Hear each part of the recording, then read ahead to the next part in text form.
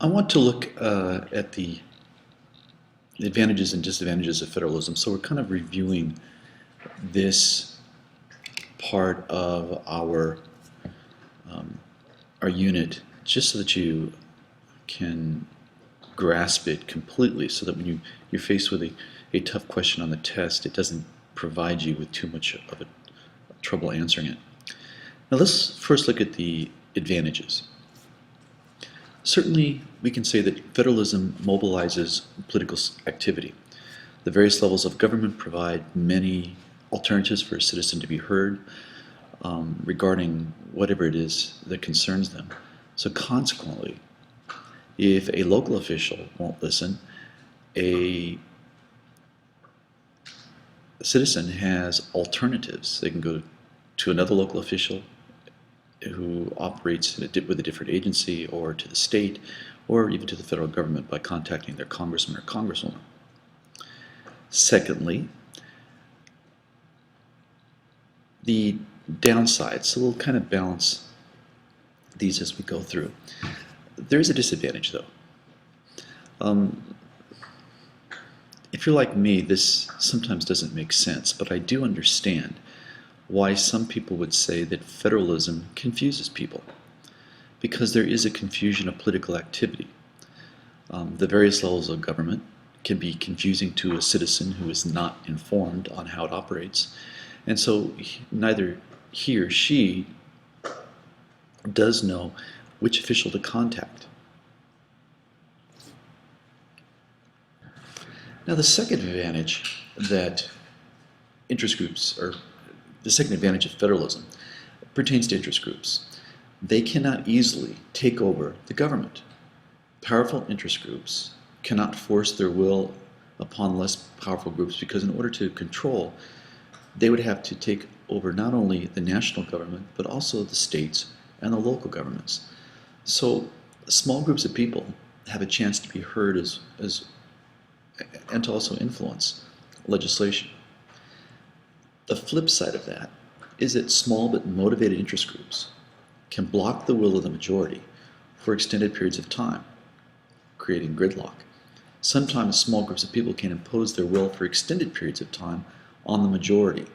For example, a relatively small group of Southern senators blocked civil rights legislation for many years after most citizens favored such legislation. And in a sense, the Democratic Party is blocking the removal of a bad bill, i.e. Obamacare, which not in a single poll since it's been passed has it been favored by the majority. So they're essentially holding us hostage. The third advantage of federalism comes under the banner of diversity. The diversity of policies, not the diversity itself, but the diversity of policies among the states, encourages experimentation and creativity. So you have 50 different state governments that tackle similar issues, and a good solution in one state can be modeled in another. So for example, if a state finds a good way to finance public education, other states can mimic the plan, altering for special needs, the special needs of that state. On the other hand, if a state tries something and that fails, then it only affects that state, because no one else will try it. The flip side of that, though, and this would probably be much more argued by the left, is that the diversity of policies among states creates inequalities between citizens of different states. Some states are richer than others. Because states provide different levels of support, citizens in some states have more advantages than those in other states. For example, welfare benefits vary widely among the states, as do funding levels for public education. That could be, though, state choice, local choice, whatever. But there certainly are some variabilities in how money is spent on various programs.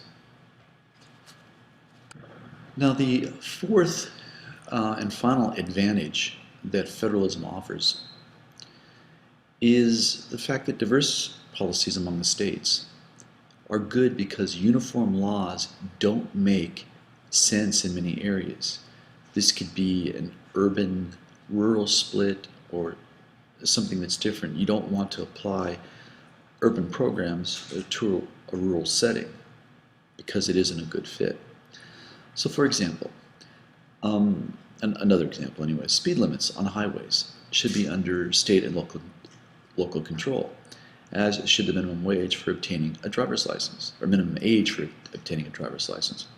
Crowded New Jersey should not have the same speed limits as wide open Montana, and that was an argument that Montanans had used for a long time in arguing against the federal unwillingness to roll back the 65-mile-an-hour speed limit.